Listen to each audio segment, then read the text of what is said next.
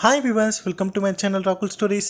நம்ம இன்றைக்கி இந்த வீடியோவில் எந்த படத்தை பற்றின ரிவ்யூ பார்க்க போகிறோம் அப்படின்னா, நம்ம ஆர்ஜே பாலாஜி நடிப்பில் வெளிவந்திருக்கிற படம் தான் சொர்க்கவாசல். ஸோ இந்த படத்தை பற்றின ஒரு ஷார்ட் ரிவ்யூ தாங்க பார்க்க போகிறோம். வாங்க வீடியோக்குள்ளே போகலாம். அதாவது இந்த படம் பார்த்திங்க அப்படின்னா 1999 நம்ம சென்ட்ரல் ரயில்வே ஸ்டேஷனுக்கு ஆப்போசிட்டில் தான் நம்ம பழைய ஜெயில் இருந்துச்சு அப்படின்னு சொல்லி உங்கள் எல்லாருக்குமே தெரிஞ்சிருக்கோம். நம்ம சென்ட்ரல் ஜெயில் இருந்துச்சு அப்படின்னு உங்கள் எல்லாருக்குமே தெரிஞ்சிருக்கோம். ஸோ அப்போது பார்த்திங்க அப்படின்னா அந்த ஜெயிலுக்குள்ளே வந்து பார்த்திங்க அப்படின்னா ஒரு சம்பவம் நடந்துருது. ஸோ அந்த ட்ரூ இன்சிடெண்ட்டை பேஸ் பண்ணி தான் இந்த படத்தை வந்து எடுத்திருக்காங்க. அதாவது பார்த்திங்க அப்படின்னா இந்த படத்தோட ஒன்லைன் ஸ்டோரி, நம்ம ஆர்ஜே பாலாஜி வந்து சென்னை ரோட்டு ஓரமாக பார்த்திங்க அப்படின்னா ஒரு டிஃபன் கடை வச்சு நடத்திட்டுருப்பார் அவருடைய அம்மா கூட சேர்ந்து. தன்னுடைய அம்மாவுக்கு பார்த்திங்க அப்படின்னா யானைக்கால் வியாதி இருக்கும். ஸோ எப்படியாச்சும் தன்னுடைய அம்மா வந்து குணப்படுத்திடணும். அதுக்கப்புறம் இந்த ஹோட்டல் பிஸ்னஸ், இந்த ரோட்டோரமாக இருக்கக்கூடிய இந்த கடையை வந்து ஒரு லோனு வாங்கி ஒரு ஹோட்டலாக மாற்றணும் அப்படின்னு சொல்லி ஆசைப்பட்டிருப்பார். மூணாவதாக பார்த்திங்க அப்படின்னா ஒரு 3 வருஷமாக ஒரு பொண்ணை லவ் பண்ணிகிட்ருப்பாரு. அந்த பொண்ணை எப்படியாச்சும் கல்யாணம் பண்ணிக்கணும் அப்படின்னு சொல்லிட்டு இவருக்கு ஒரு வாழ்க்கையில் ஒரு 3 லட்சியம் இருக்கும்.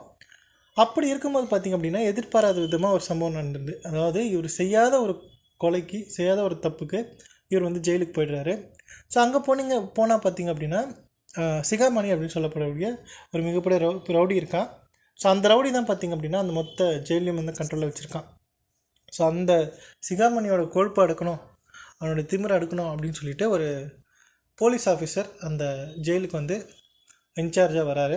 ஸோ இந்த 2 பேருக்கு நடுவில் வந்து நம்ம ஆர்ஜே பாலாஜி வந்து மாட்டிக்கிறாரு.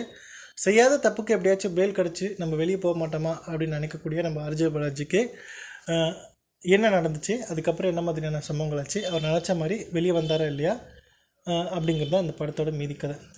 ஸோ என்னை பொறுத்த வரைக்கும் பார்த்திங்க அப்படின்னா இந்த படத்தோட மேக்கிங் வேறு லெவல் அப்படின்னே சொல்லலாம். ஸோ ஒவ்வொரு சீனுமே அந்தளவுக்கு இன்டென்ஸாக எடுத்திருக்காங்க, அவ்வளோ சூப்பராகவே இருக்குது. குறிப்பாக சொல்லணும் அப்படின்னா இதில் படத்தில் நடித்த அத்தனை கேரக்டர்ஸுமே சூப்பராக நடிச்சிருக்காங்க. நம்ம பாலாஜி சக்திவேலாக இருக்கட்டும், நட்டியாக இருக்கட்டும், கருணாஸாக இருக்கட்டும், ஆர்ஜே பாலாஜி வேறு லெவலில் பண்ணியிருக்காரு.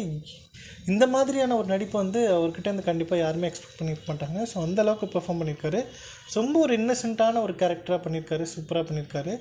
ஸோ அதாவது பார்த்திங்க அப்படின்னா அந்த கேரக்டரே ஒரு மாதிரி ஒரு எப்படி சொல்கிறது, ஒரு இன்னசென்ட்டுமே சொல்ல முடியாது.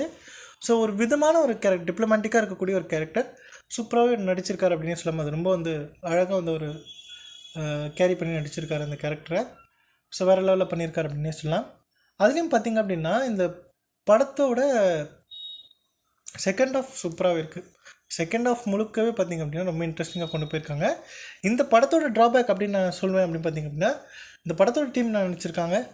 ஃபர்ஸ்ட் ஆஃப் வந்து அப்படியே வந்து சஸ்பென்ஸாகவே கொண்டு போயிட்டு செகண்ட் ஆஃபில் ரிவீல் பண்ணலாம். ஸோ ஆடியன்ஸ்க்கு ஒரு எக்ஸைட்மெண்ட்டாக இருக்கும் அப்படிங்கிற மாதிரி நினச்சிருப்பாங்க போல். அதாவது ஃபர்ஸ்ட் ஆஃப் முழுக்க பார்த்திங்க அப்படின்னா எல்லா கேரக்டர்ஸுமே காமிப்பாங்க. ஸோ எந்த கேரக்டரை ஃபாலோ பண்ணுறது, ஸோ இந்த கதை எதை நோக்கி போகுது அப்படிங்கிறது வந்து நமக்கு கொஞ்சம் புரியாமல் இருக்கும். பட் செகண்ட் ஆஃபில் பார்த்திங்க அப்படின்னா கொஞ்சம் இன்ட்ரெஸ்டிங்காக கொண்டு போயிருப்பாங்க, நல்லாவே இருக்கும், வேறு லெவலில் இருக்கும்.